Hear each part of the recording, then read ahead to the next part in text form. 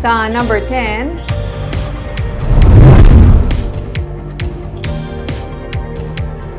Bacolod Mayor-elect Albi Benitez ginaduso ang pagpakaayo kag pagpatahom sa merkado sa Bacolod agud to makabulig sa paghatag lugar sa mga sidewalk vendors sa syudad.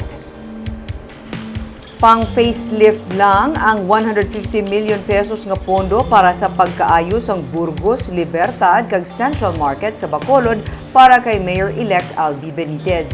Gani ginaduso niya nga ma-repurpose ang paggamit sang 800 million pesos nga loan para sa pagtukod sang Coliseum agud may maggamit nga duga nga pondo para mapakaayo kag mapatahom pa ang mga merkado sang syudad. Nagapati man siya nga pinaagi diri makahatag pagid sila sang pwesto sa mga sidewalk vendors para hindi na sila magpwesto sa dalan.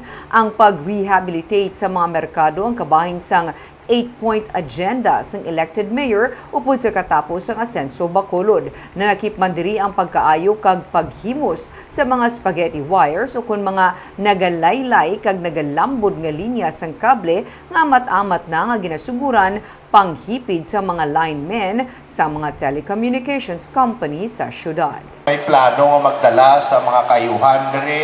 May isa pa to, traffic system nga gusto dalon, no cost to government, kayoon ang traffic, ang amon nga mga ginastoryahan nga paghatag sa programa sa housing, sige sinastoryahan, iniya, amuni ang ato nga ginapangita, amuni ang ato nga gusto, nga mga tao that goes the extra mile